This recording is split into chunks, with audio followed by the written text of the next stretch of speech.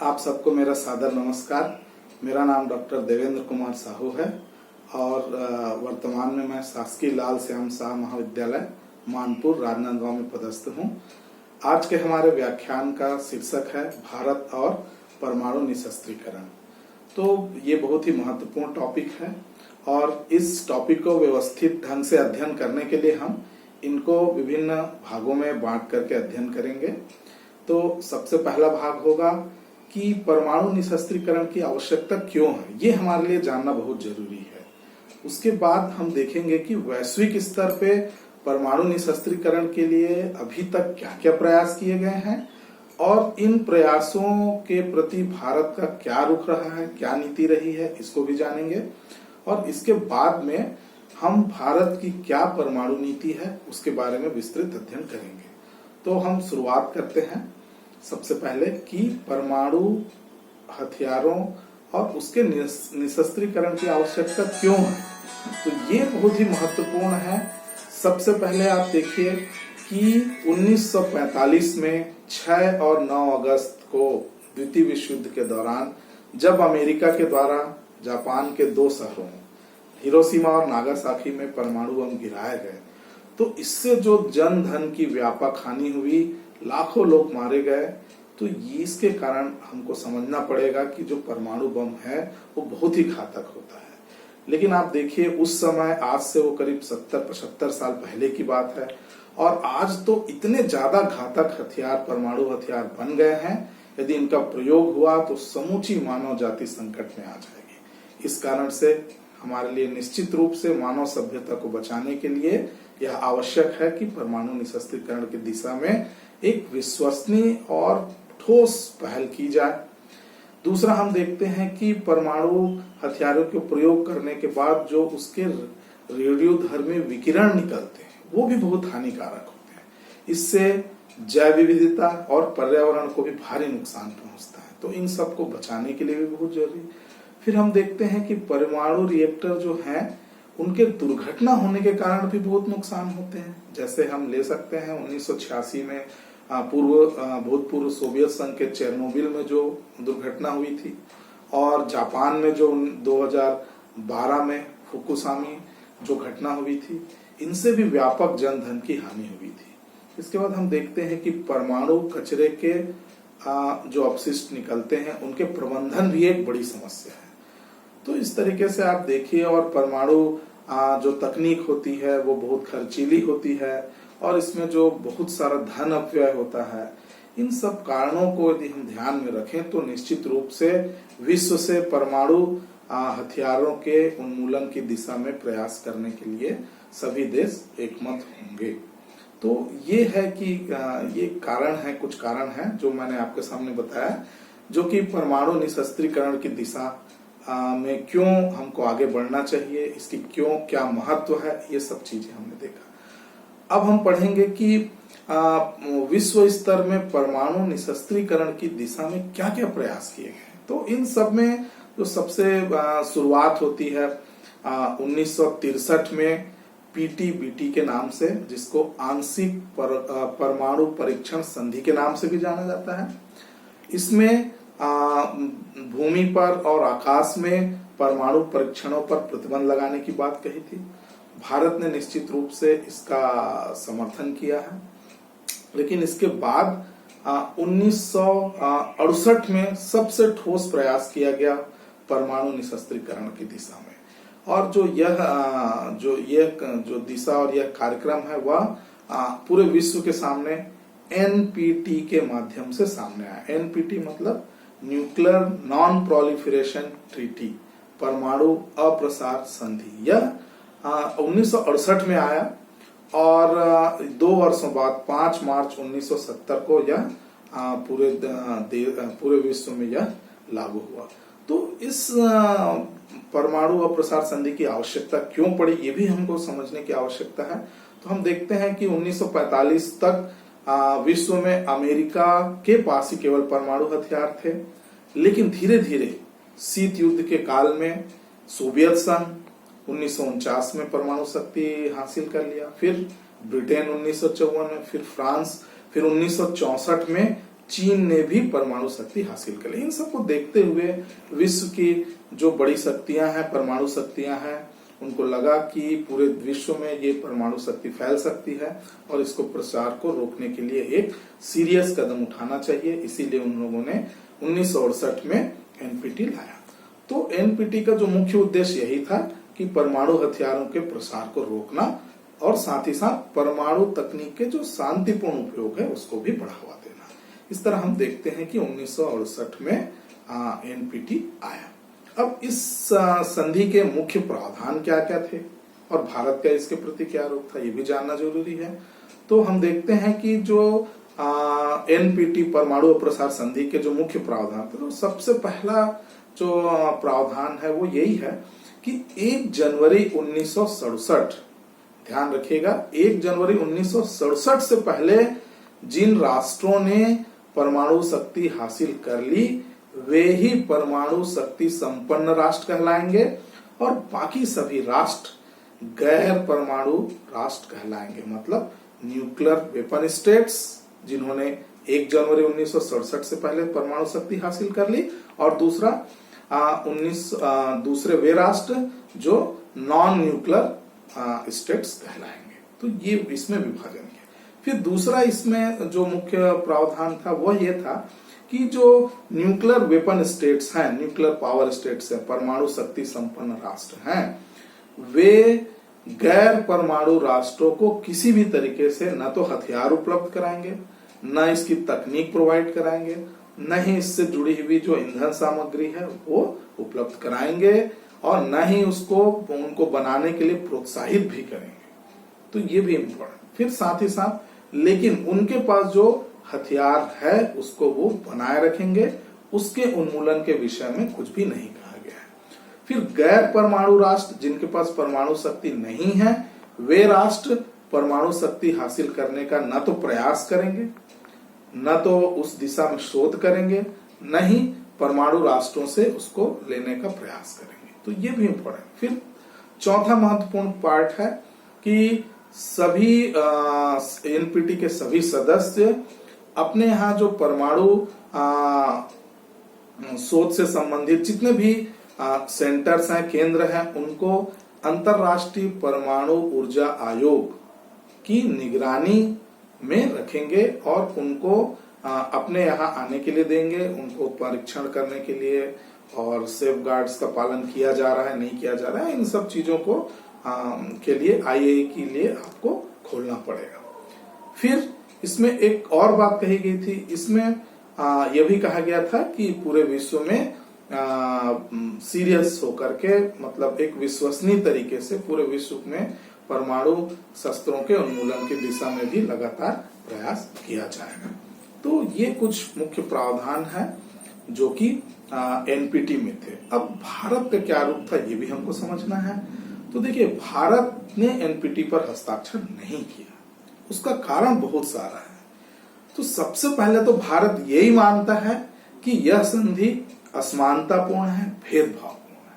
अब असमान कैसे है, तो आप देखिए कि जो भी परमाणु राष्ट्र है, ये जो संधि कहती है कि 1 जनवरी 1967 से पहले जिन्होंने परमाणु शक्ति हासिल की वे ही न्यूक्लियर पावर स्टेट कहलाएंगे, बाकी लोग परमाणु शक्ति से संपन्न राष्ट्र नहीं कहलाएंगे। तो ये जो विभाजन है अंतरराष्ट्रीय विधि के प्रतिकूल है।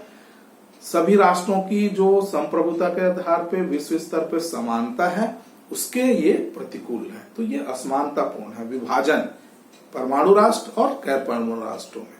फिर दूसरा देखते हैं यह भेदभावपूर्ण है, मतलब ये कि यह संधि एनपीटी संधि जो परमाणु शक्ति से संपन्न राष्ट्र हैं उनको अपने परमाणु हथियारों को बनाए रखने की अनुमति देती है, लेकिन वो परमाणु राष्ट्र जिनके पास नहीं है उनको प्राप्त करने के लिए भी मनाही करती है।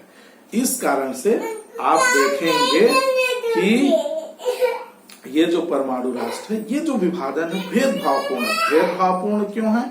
क्योंकि यह पूरे विश्व में परमाणु शक्ति राष्ट्रों को परमाणु शक्ति पर एकाधिकार बनाए रखने का प्रावधान करती है। इस कारण से हम देखते हैं कि भारत ने इस संधि को भेदभावपूर्ण माना और इस पर हस्ताक्षर करने से मना कर। फिर हम ये भी देखते हैं कि इस संधि में यह उपबंध है कि यह परमाणु शक्ति के अप्रसार की बात करता है, परमाणु शक्ति के उन्मूलन की बात नहीं कर रहा है। तो भारत का इस पर भी आक्षेप है कि भारत तो चाहता है कि हमेशा पूरा विश्व है जो परमाणु शस्त्र से पूरा उस शस्त्रों का उन्मूलन हो, वो ये नहीं चाहता कि सिर्फ अप्रसार हो, लेकिन यह संधि परमाणु अप्रसार की बात करता है। फिर इस संधि के लागू होने की अवधि के बारे में, सबसे पहले तो ये जब 1970 में लागू हुआ तो केवल 25 वर्षों के लिए था, लेकिन 1995 में इसको लागू और इसकी वैधता को अनिश्चित काल के लिए लागू कर दिया। इस कारण हम देखते हैं कि भारत ने इन कारणों से इस संधि पर हस्ताक्षर करने से मना कर दिया। इस तरह हम देखते हैं कि भारत एनपीटी पर किसी भी प्रकार से हस्ताक्षर नहीं करेगा। इसके बाद धीरे धीरे जब 1970 के बाद जब 1970 के दशक में परिस्थितियां बदलते गई तो भारत ने 1974 18 मई को भारतीय रक्षा केंद्र जो पोखरण में है राजस्थान में, वहां अपना पहला परमाणु परीक्षण किया और इस परीक्षण से पूरे विश्व में भारत की छवि एक प्रकार से पूरा विश्व भारत के इस कार्य से अचंभित हो गया और आश्चर्यचकित हो गया। तो इसके पीछे क्या कारण था? भारत ने तो अपने प्रथम परमाणु परीक्षण विस्फोट जो पोखरण 1 के भी नाम से जाना जाता है, जिसको हम स्माइलिंग बुद्धा का कोड नेम भी दिए हैं, उनका यही कहना था कि भारत का कहना है कि भारत का यह परीक्षण शांतिपूर्ण उद्देश्यों के लिए है। लेकिन इस परीक्षण के पीछे क्या परिस्थितियां थी उसको भी हमको समझना पड़ेगा। जब भारत आजाद हुआ तो भारत की जो विदेश नीति है वह हमेशा शांति पर आधारित है। भारत हमेशा चाहता है विश्व शांति पर रहे और भारत की जो स्वतंत्रता आंदोलन के प्रेरक तत्व थे, उपनिवेशवाद का विरोध करना, निशस्त्रीकरण, रंग भेद, जाति भेद का विरोध करना और विश्व शांति का समर्थन करना, यह भी लगातार हमारे विदेश नीति का आधार रहे। तो भारत ने परमाणु क्षेत्र के प्रति भी जो अपनी शांति की जो नीति है उसको हमेशा अपनाए रखा। सबसे पहले भारत ने 1948 में परमाणु ऊर्जा आयोग की स्थापना की, लेकिन केवल शांतिपूर्ण उपयोग के लिए ही इसने उसको रखा। उसके बाद पंडित जवाहरलाल नेहरू ने संयुक्त राष्ट्र में 1954 में भी विश्व से परमाणु उन्मूलन के लिए आवाज उठाई। उसके बाद जो 60 का दशक है वो हमारे लिए बहुत ही महत्वपूर्ण समय है। 1962 में भारत चीन युद्ध हुआ, 1965 में भारत का पाकिस्तान से भी युद्ध हुआ। तो इस तरीके से भारत की जो सुरक्षा चिंता थी वो बढ़ने लगी। फिर 70 के दशक में भी विश्व परिस्थितियां बदलने लगी। अमेरिका, चीन और पाकिस्तान इनका गठजोड़ होने लगा। तो इस गठजोड़ के कारण भारत की सुरक्षा व्यवस्था भी खतरे में पड़ गई। तो इसको ध्यान में रखते हुए, राष्ट्रीय हितों को ध्यान में रखते हुए प्रथम परमाणु परीक्षण किया गया, लेकिन यह शांतिपूर्ण उद्देश्यों के लिए था और भारत ने घोषणा भी की कि हमारा परमाणु हथियारों का विकल्प हमारा खुला रहेगा। इसके बाद जो दूसरा सबसे महत्वपूर्ण परमाणु निशस्त्रीकरण के दिशा में विश्व द्वारा प्रयास किया गया था वह था 1996 में CTBT के नाम से व्यापक परीक्षण परमाणु संधि। ये जो संधि थी 1996 में आई और इस संधि के जो मुख्य प्रावधान थे कि परमाणु परीक्षण पर पूरी तरीके से प्रतिबंध लगाना, और दूसरा इस प्रावधान का और एक मुख्य विषय था कि परमाणु परीक्षण चाहे वो भूमिगत हो, चाहे आकाश में हो, समुद्र के अंदर हो, सभी तरीके पर प्रतिबंध लगाया गया।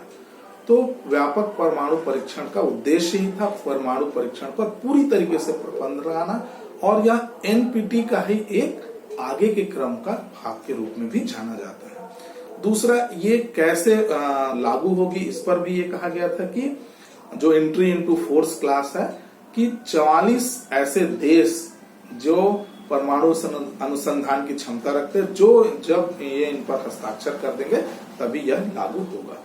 तो भारत ने सीटीबीटी पर भी अपना रुख स्पष्ट किया है और सीटीबीटी पर भी उसने साइन नहीं किया।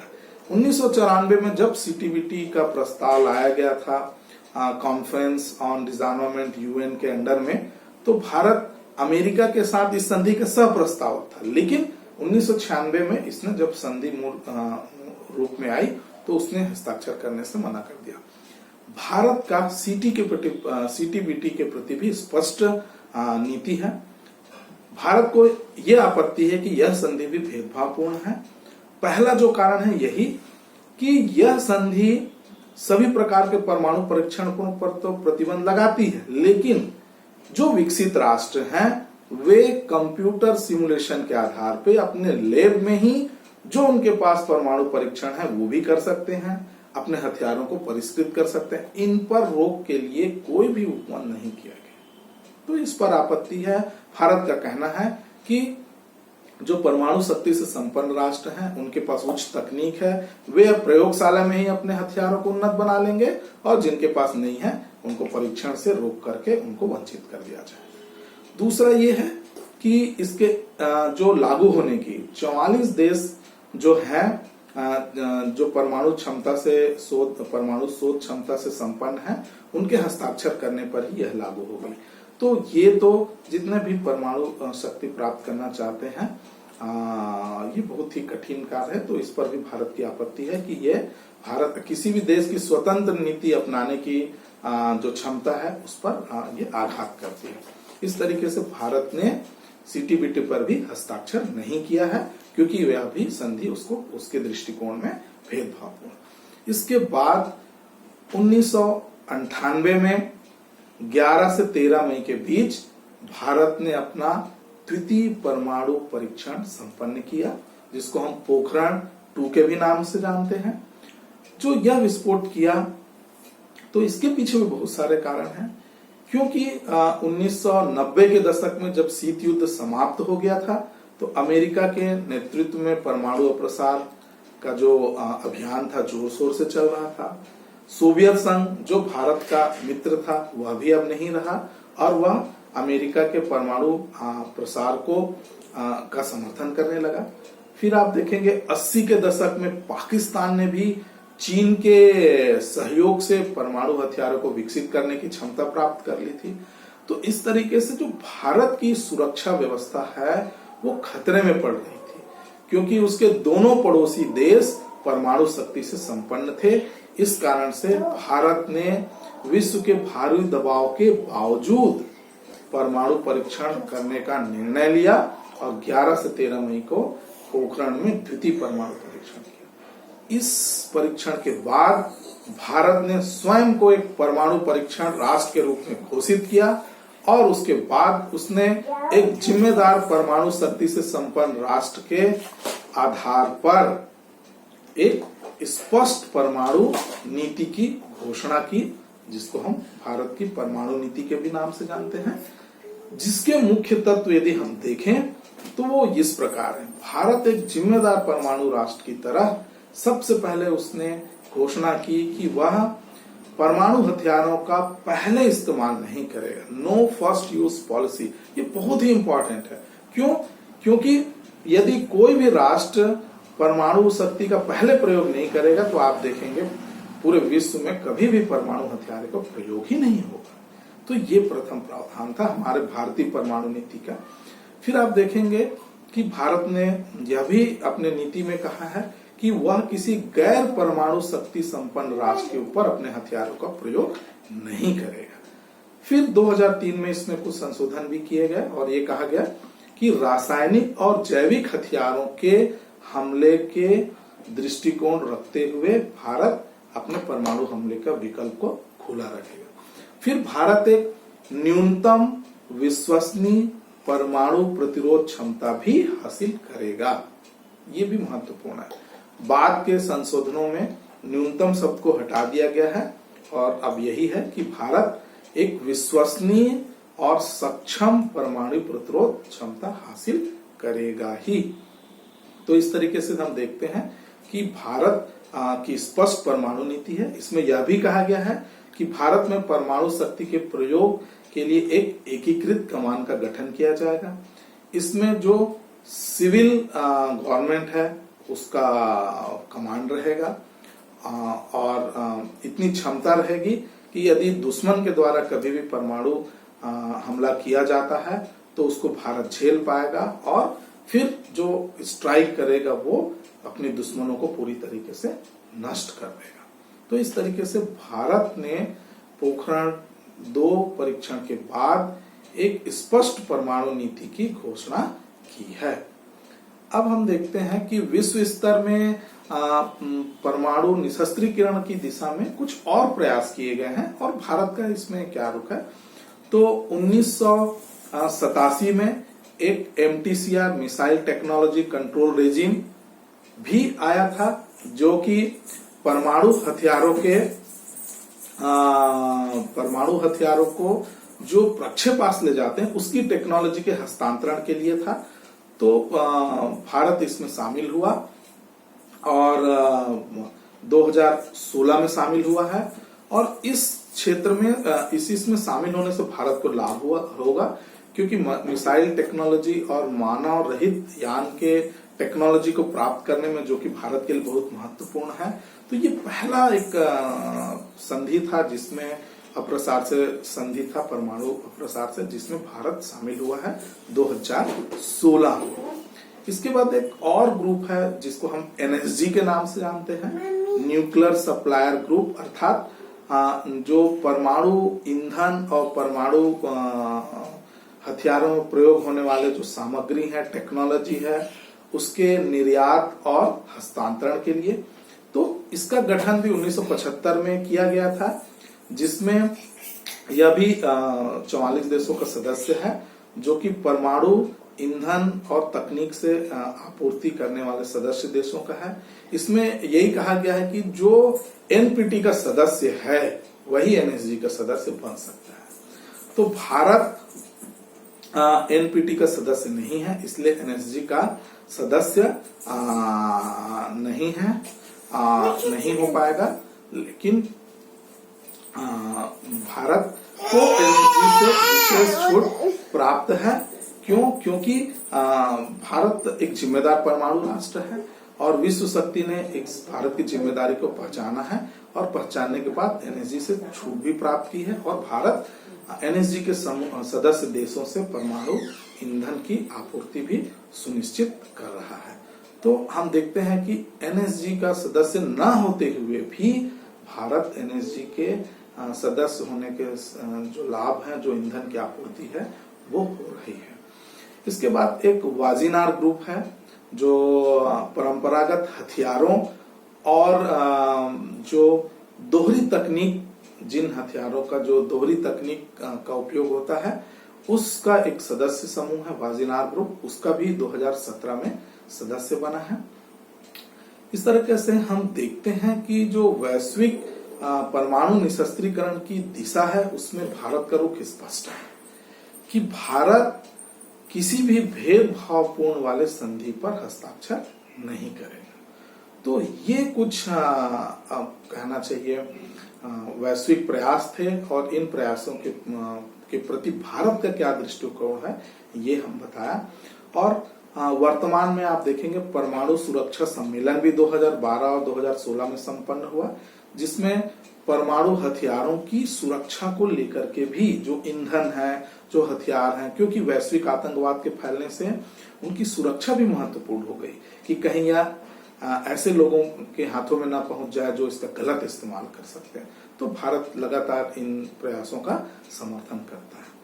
तो हम निष्कर्ष में यह कह सकते हैं कि वैश्विक परमाणु जो निशस्त्रीकरण के क्षेत्र में भारत का स्पष्ट रुख है और यह इस प्रकार है कि हम देखते हैं कि विश्व में चूंकि सुरक्षा चिंता अभी भी प्राथमिकता बनी हुई है और विश्व में किसी भी देश की सुरक्षा का कोई ठोस प्रबंध नहीं है। इसलिए भारत लगातार और विश्वसनीय परमाणु क्षमता हासिल करता रहेगा। दूसरा, परमाणु शक्ति के शांतिपूर्ण उपयोग के लिए भारत प्रतिबद्ध है। तीसरा, भारत किसी भी ऐसे भेदभावपूर्ण संधि का भाग नहीं बनेगा जो कि भारत की राष्ट्रीय सुरक्षा को समझौता करते हो। चौथा, भारत पूरे विश्व को परमाणु मुक्त बनाने का लगातार प्रयास करता रहेगा।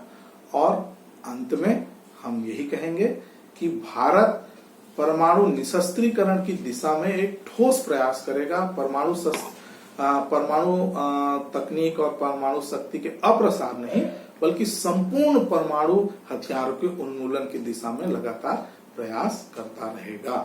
तो ये भारत की एक स्पष्ट नीति है और यह भी एक उपलब्धि ही है कि इतने दबावों के बावजूद भारत ने परमाणु शक्ति और परमाणु के प्रति एक स्पष्ट नीति की घोषणा की है। तो इस तरीके से हम देखते हैं कि भारत दोनों क्षेत्रों में लगातार प्रयास कर रहा है। परमाणु अपने राष्ट्रीय सुरक्षा को ध्यान में रखते हुए परमाणु शक्ति प्राप्त करने की भी दिशा में, और साथ ही साथ पूरे विश्व में परमाणु तकनीक के शांतिपूर्ण उपयोग करने के भी दिशा में लगातार प्रयास करता रहेगा। बहुत बहुत धन्यवाद।